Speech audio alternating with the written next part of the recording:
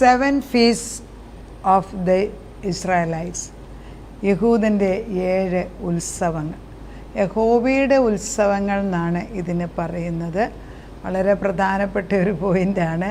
ഉത്സവങ്ങൾ ആചരിക്കുക എന്നത് ദൈവത്തിന് ഇഷ്ടമുള്ള കാര്യമാണ്. നമ്മൾ ദൈവസന്നിധിയിൽ വിശുദ്ധിയോടെ ഉത്സവങ്ങൾ ആചരിക്കുകയാണെങ്കിൽ വേണ്ടാത്തടത്ത് നമ്മൾ പോകേണ്ട ആവശ്യമില്ല. നമ്മുടെ ഭവനത്തിനകത്ത് തന്നെ, നമ്മുടെ കൂട്ടായ്മയിൽ തന്നെ ആവശ്യമുള്ള വിശുദ്ധമായ ഉത്സവങ്ങൾ ആചരിക്കാൻ ദൈവം തന്നെ നമ്മളോട് പറയുന്നു. അത് ഏതൊക്കെ ഉത്സവങ്ങളാണെന്നുള്ളതാണ് ഇന്ന് ഞാൻ ആദ്യം പറയാൻ ആഗ്രഹിക്കുന്നത്. 7 feasts of Israel. The prophetic calendar of God is built around Jesus. അതായത് ഈ പ്രോഫറ്റിക്കായിട്ടുള്ള ദൈവത്തിൻ്റെ വരുംകാലങ്ങളെക്കുറിച്ചുള്ളത് കാണിക്കുന്ന ഒരു കലണ്ടർ ക്രിസ്തുവിനെ പൊതിഞ്ഞാണ്. എപ്പോഴും യേശുക്രിസ്തു നടുക്ക് വെച്ച് ക്രിസ്തുവിൻ്റെ വരവിനെക്കുറിച്ചും ക്രിസ്തുവിൻ്റെ ക്രൂശുമരണത്തെക്കുറിച്ചും ക്രിസ്തുവിൻ്റെ രണ്ടാം വരവിനെക്കുറിച്ചും ഒക്കെ സെൻറ്റർ ചെയ്തിട്ടുള്ള ഒരു കലണ്ടറാണ് യഹൂദനെ കൊടുത്തിരിക്കുന്നത്. അപ്പം മനുഷ്യരാശിയുടെ മുഴുവനും നിലനിൽപ്പിന് ദൈവം തമ്പുരാൻ തന്ന സ്വന്തം പുത്രനായ യേശുവിനെ ചുറ്റിപ്പറ്റിയാണ് 7 ഉത്സവങ്ങളും യഹൂദന്മാർ ആചരിക്കുന്നത്.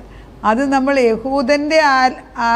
യഹൂദൻ്റെ ഉത്സവമെന്നല്ല പറയേണ്ടത്, യഹോവയുടെ ഉത്സവം എന്നാണ് പറയേണ്ടത്.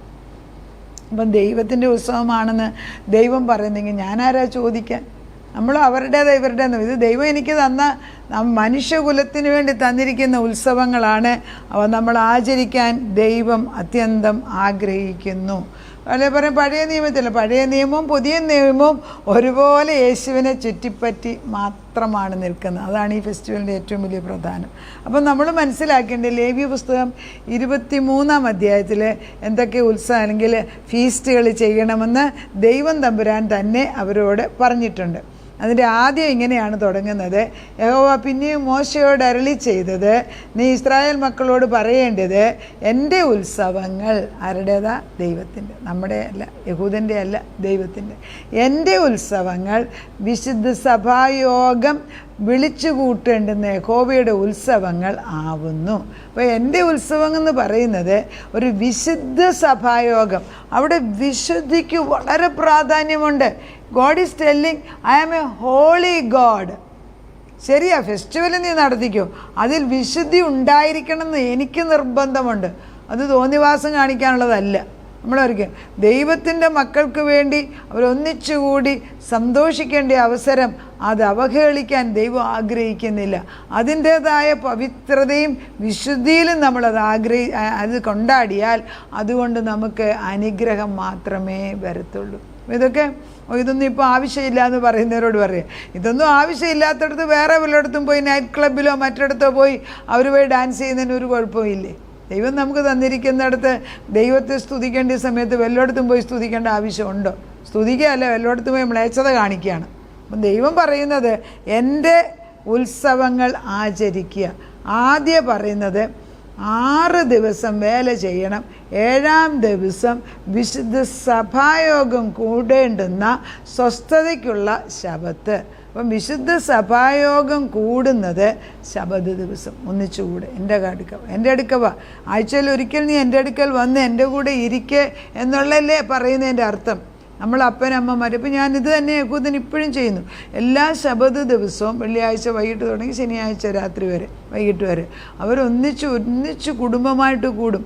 അപ്പനും അമ്മയും അവരുടെ മക്കളും വല്യപ്പനും വല്യമ്മയും എല്ലാവരും കൂടിയിട്ട് അവരുടെ ഭക്ഷണം കഴിച്ച് കഴിഞ്ഞിട്ട് ഏറ്റവും പ്രായമുള്ള വ്യക്തി ഓരോ വ്യക്തിയുടെയും തലയിൽ കൈവച്ച് അനുഗ്രഹിച്ച് പ്രാർത്ഥിക്കും. നമ്മളോ? പണ്ടൊക്കെ നമ്മുടെ കുടുംബങ്ങളിലും പ്രായം ചെന്ന വല്യപ്പച്ചന്മാർ നമ്മളെ വിളിച്ചു മാറ്റി പ്രാർത്ഥിക്കും. ഇപ്പം പ്രായം ചെന്ന വല്യപ്പച്ചനും വല്യമ്മച്ചും ഏത് മക്കളാണ് അറിയുന്നത്?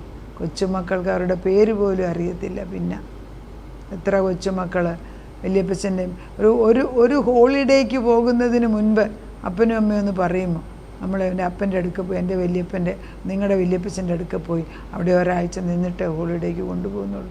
പറയാനൊക്കത്തില്ല, പേടിയാണല്ലോ. കൊച്ചു പിള്ളേർ ഇതിന് 5-6 വയസ്സ് പറയുന്ന പിള്ളേരോർക്ക് പോലും അവർക്കെല്ലാം ഇൻസ്റ്റൻറ്റ് ഗ്രാറ്റിഫിക്കേഷൻ, ഉടനടി അവർക്ക് ആവശ്യമുള്ള മൊബൈലും അവർക്ക് പിന്നെ വേണ്ടാത്തതായിട്ടുള്ള എല്ലാ സൗകര്യങ്ങളും കൊടുത്തു കഴിഞ്ഞിട്ട് ജീവിതം എന്തെന്ന് മനസ്സിലാക്കാതെ കഷ്ടമുണ്ടെന്നറിയാതെ ജീവിച്ചിട്ട് പിന്നെ പ്രശ്നം വരുമ്പോൾ അവർ നേരെ കൊടുന്തൂക്കായിട്ട് നാശത്തിലേക്ക് പോകുന്നത് കാണുന്നുണ്ട്. അങ്ങനെ ഉണ്ടാകാതിരിക്കാൻ പരിശുദ്ധാത്മാവ് നമ്മളെ ആഹ്വാനം ചെയ്യുകയാണ്. ഭർത്താവ് ലേവ്യ പുസ്തകത്തിൽ പറയുന്നു, 6 ദിവസം വേല ചെയ്യണം, 7-ാം ദിവസം സ്വസ്ഥമായിട്ട് ദൈവസന്നിധിയിൽ കടന്നു വരണം. അന്ന് ഒരു വേലയും ചെയ്യരുത്.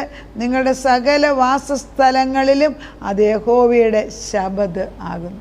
ശബത്ത് ആചരിക്കുക എന്ന് പറയുമ്പം 6 ദിവസത്തെ പ്രയത്നത്തിൻ്റെ എൻ്റെ റിസൾട്ട് അതിൽ സന്തോഷിക്കുന്ന ദിവസമാക്കി നമ്മൾ ശബത്ത് ആചരിച്ചാൽ 6 ദിവസവും പിന്നുള്ളത് അനുഗ്രഹമായി മാറും. അത് ശരിയാ.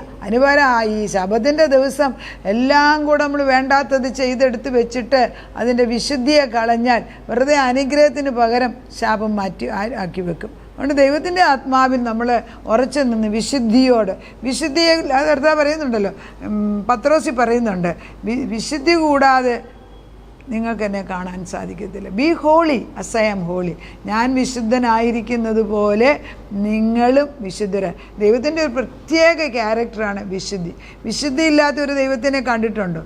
അത് ദൈവം അല്ല താനും. വിശുദ്ധി ഇല്ലാത്തൊരു നമ്മളെ മിസ്യൂസ് ചെയ്യും, നമ്മളെ ഉപദ്രവിക്കും, മ്ലേച്ഛത ചെയ്യും. പക്ഷേ നമ്മൾ സ്വന്തം മക്കളാകുമ്പം പൊന്നുപോലെ കൊണ്ട് നടക്കുന്ന ദൈവസന്നിധിയിൽ വന്ന് നമ്മൾ നൃത്തം ചെയ്ത് ദൈവത്തിൽ സന്തോഷിക്കണം. ഇനി ആചരിക്കുന്ന ഉത്സവങ്ങളുടെ പേരുകളാണ്: 1 പെസഹ, 2 പുളിപ്പില്ലാത്ത അപ്പത്തിൻ്റെ ഉത്സവം, 3 ഫസ്റ്റ് ഫ്രൂട്ട് ആദിഫലത്തിൻ്റേത്, 4 പെന്തക്കോസ്ത്, 5 കാഹളധ്വനി ട്രംപറ്റിൻ്റെ, 6ാമത്തെ ദ ഫീസ്റ്റ് ഓഫ് അറ്റോൺമെൻറ്റ്, അത് യോം കീപ്പൂർ എന്ന് പറയും, പ്രായശ്ചിത്തത്തിൻ്റെ, 7ാമത്തേത് കൂടാര പെരുന്നാൾ ടാബർനക്കിൾ.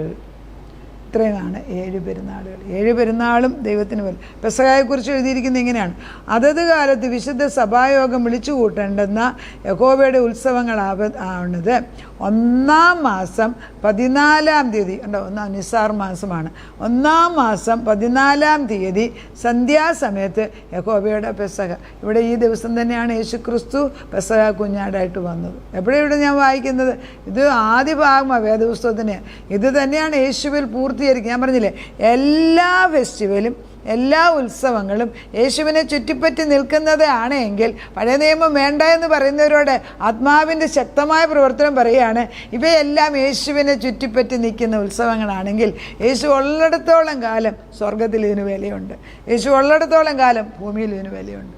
പെസഹ അതാണ്. പെസഹ കുഞ്ഞാടായിട്ട് ദൈവം ഇന്ന് തീരുമാനിച്ചതല്ല, നമ്മൾ ഭൂമി ഉണ്ടായ സമയത്ത് തീരുമാനിച്ചു, അതിനു മുമ്പേ തീരുമാനിച്ച. അതുകൊണ്ടാണ് 1-ാം മാസം 14-ാം തീയതി സന്ധ്യാസമയത്ത് യഹോവയുടെ പെസഹ. ആ മാസം 15-ാം തീയതി യഹോവയ്ക്ക് പുളിപ്പില്ലാത്ത അപ്പത്തിൻ്റെ പെരുന്നാൾ. അതുപോട്ടെ. അപ്പോൾ ആദ്യമേ പെസഹായെക്കുറിച്ച് പറയുന്നത്, പെസഹായ്ക്ക് എന്താണ് ചെയ്യേണ്ടത്? ഊനമില്ലാത്ത ആട്ടിൻകുട്ടിയെ കൊണ്ടുവന്നിട്ട് ദൈവത്തിന് വേണ്ടി പ്രതിഷ്ഠിക്കുന്നതായിട്ടാണ് പെസഹായിൽ അവർ കാണുന്നത്. അപ്പം നമ്മൾ ഓർക്കണം, പുറപ്പാട് കഴിഞ്ഞു, പുറപ്പാട് ലേവ്യ പുസ്തകം. ഈ പുറപ്പാടായപ്പോഴത്തേക്ക് പെസഹ ആചരിക്കുന്നത് എന്താണെന്ന് പഠിപ്പിച്ചു കഴിഞ്ഞു. കാരണം ദൈവമക്കളാകുന്ന ഇസ്രായേലുകാരെ മിസ്രൈമിൻ്റെ അടിമത്വത്തിൽ, ഫറവോൻ്റെ അടിമത്വത്തിൽ 450 വർഷത്തോളം താമസിച്ചു കഴിഞ്ഞപ്പോൾ വെറും അടിമകളായിട്ട് മാറി. അവരുടെ വ്യക്തിത്വം അവർ മറന്നുപോയി. അങ്ങനെ അവിടുന്ന് രക്ഷിക്കാൻ വേണ്ടി ദൈവം മോശ എന്ന് പറഞ്ഞ ഒരാളെ പറഞ്ഞു വിട്ടിട്ട് മോശയോട് പറയുകയാണ്, നീ ചെന്ന് 10 അതിശയങ്ങൾ കാണിച്ചു കൊടുക്കുക. ഫറവോൻ്റെ മുമ്പിൽ ദൈവത്തിൻ്റെ ശക്തി കാണിക്കാൻ ദൈവം തന്നെയാണ് നിയോഗിച്ചത്.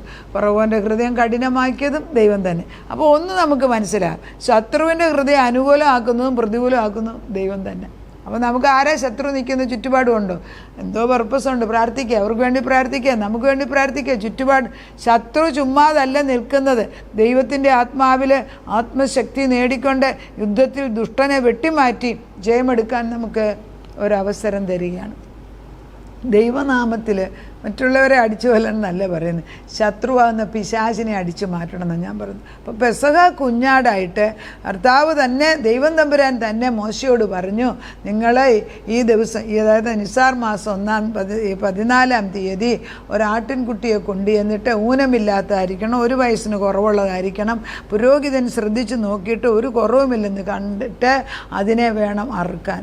അതിനെ അറുത്തിട്ട് അതിൻ്റെ രക്തം നിങ്ങളുടെ വീടിൻ്റെ കട്ടിലയുടെ മുകളിൽ, അതായത് ഉമ്മരപ്പടിയിലും 2 സൈഡിലും വീടിൻ്റെ ആ വാതിക്കൽ മുദ്രയിട്ട് വെക്കണം, പുരട്ടുക എന്നാണ് പറഞ്ഞു.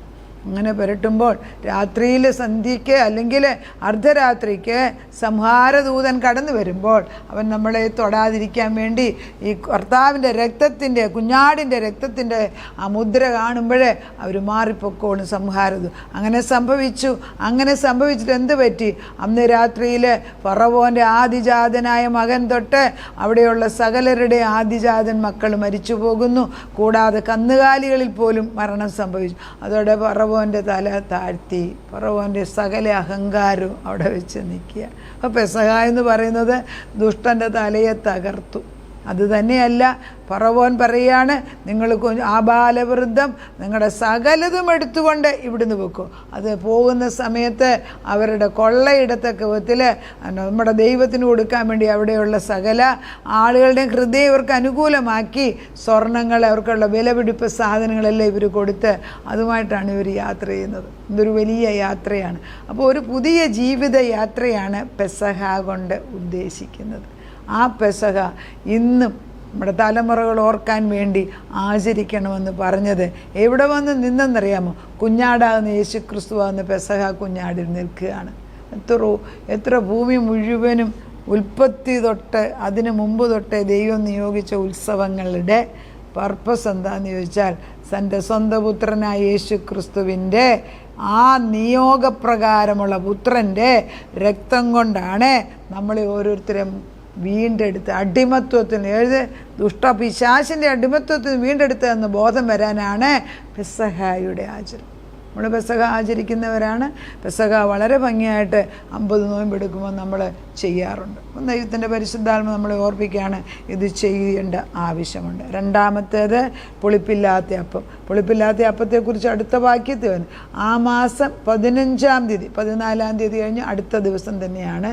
അതാണ് അവരന്ന് എല്ലാം അവർക്കുള്ളത്. അപ്പം എടുത്തു വെച്ചത് പുളിക്കാൻ പോലും സമയമില്ലാഞ്ഞ് പുളിപ്പില്ലാത്ത മാവുമായിട്ട് അവർ ഇറങ്ങിത്തിരിച്ചു. അങ്ങനെ പുളിപ്പില്ലാത്ത അപ്പത്തിൻ്റെ പെരുന്നാളെന്ന് പറയുന്നത്, പുളിപ്പില്ലാത്ത അപ്പം ചുട്ടു തിന്നേണ്ട ആവശ്യം, അതായത് പുതിയ തുടക്കം. പഴയ അല്പം അസാരം, അധികമായ പുളിപ്പ് മാവിന് വരുത്തുമെങ്കിൽ പുളിപ്പില്ലാത്ത അപ്പം തിന്നാൻ വേണ്ടി അവരെ പിടിച്ചു മാറ്റുകയാണ്. പുതിയൊരു ജീവൻ. നമുക്കും അങ്ങനെയല്ലേ? ഓരോ വർഷം നമ്മളെ വീണ്ടും വീണ്ടും ഓർപ്പിക്കുന്നത് എന്തിനാ? പുതിയതായിട്ട് ശുദ്ധീകരിക്കണം നമ്മളെ തന്നെ. എന്തിനാണ് വീട് എല്ലാ വർഷവും നമ്മൾ വൈറ്റ് വാഷ് ചെയ്യുന്നത്? അല്ലെങ്കിൽ പണ്ട് വൈറ്റ് വാഷ് ചെയ്യും, ഇപ്പം നമ്മൾ പെയിൻ്റ് അടിക്കുക. എന്തിനാണ് ചെയ്യുന്നത്? എല്ലാവരും എല്ലാ വർഷവും ചെയ്യുന്നില്ല, പക്ഷെ ചെയ്യാൻ ദൈവം ഉദ്ദേശിക്കുന്നത് എന്തിനാ? എപ്പോഴും അത് ശുദ്ധിയായിട്ട് അതിനകത്ത് മോൾഡ് അല്ലെങ്കിൽ ഒരു ഈ പായലെ മറ്റ് സാധനങ്ങളൊക്കെ വന്നിട്ട് മനുഷ്യന് അസുഖം വരുത്താതിരിക്കാൻ വേണ്ടി. ഇതൊക്കെ ദൈവം നിയോഗിച്ച് തന്നിരിക്കുന്ന മനുഷ്യൻ എങ്ങനെ ജീവിക്കണം, വൃത്തിയായിട്ട് നല്ലതായിട്ട് തന്നെ ജീവിക്കാൻ ദൈവം ആഗ്രഹിക്കുന്നുണ്ട്. അപ്പം പുളിപ്പില്ലാത്ത അപ്പം എന്ന് പറയുന്നത് പുതിയ തുടക്കം, ആത്മാവിൽ നമ്മളൊരു പുതിയ ജീവിതത്തെ തുടങ്ങാനാണ്. നമുക്ക് അവിടെ വെച്ച് നിർത്താം, അടുത്ത ദിവസം ബാക്കിയെടുക്കാം. ദൈവത്തിൻ്റെ പരിശുദ്ധാത്മാവ് തന്നെ പറയാണ് ഇത് എൻ്റെ ഉത്സവമാണെന്ന്. ദൈവത്തിൻ്റെ ഉത്സവം ആചരിക്കുന്നത് എനിക്ക് സന്തോഷമാണ്. വരുവീൻ നമുക്ക് യഹോവയുടെ ആലയത്തിലേക്ക് കടന്നു ചെല്ലാം, അവൻ്റെ ഉത്സവങ്ങളെ ആചരിക്കാം. എൻ്റെ ഉത്സവങ്ങൾക്കല്ല പ്രസക്തി. ദൈവം നിയോഗിച്ചു തന്ന ഉത്സവ ദിവസങ്ങൾ അതിൻ്റെ പ്രാധാന്യത്തോടുകൂടെ വിനയത്തോടെ സ്വീകരിച്ച് അവ യേശുവിനെ ചുറ്റിപ്പറ്റി തന്നെയാണ് നിൽക്കുന്നതെന്ന് മനസ്സിലാക്കിക്കുമ്പോൾ ഓരോ പ്രാവശ്യവും ആ ഫീസ്റ്റ് അല്ലെങ്കിൽ ഫെസ്റ്റിവൽ, ആ ഉത്സവം നടത്തുമ്പം മഹത്വം ദൈവത്തിന് തന്നെ കൊടുക്കുന്നതായിട്ട് കണ്ടാൽ അതിനും ഒരു പ്രതിഫലമുണ്ട്.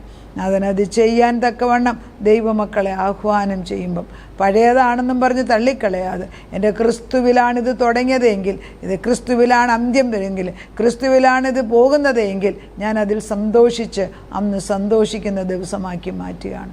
എൻ്റെ കഷ്ടത്തെയും എൻ്റെ അടിമത്വത്തെയും മാറ്റി, എൻ്റെ രോഗത്തെയും എൻ്റെ ഭാരത്തെയും മാറ്റി, കുഞ്ഞാട് എൻ്റെ മരണത്തെ വരെ മാറ്റി എനിക്ക് പുതുജീവൻ തന്നെങ്കിൽ ആ പെസഹ എനിക്ക് വിലപ്പെട്ടതാണ്.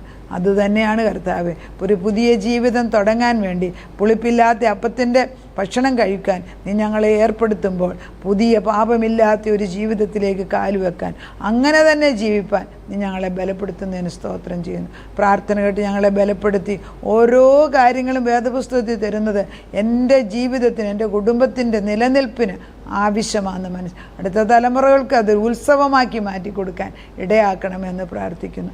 പ്രാർത്ഥന കേട്ട് ഉത്തരം തന്ന ദൈവത്തിന് നന്ദി. യേശു ക്രിസ്തുവിൻ്റെ പൊന്നുനാമത്തിൽ തന്നെ ആമേൻ.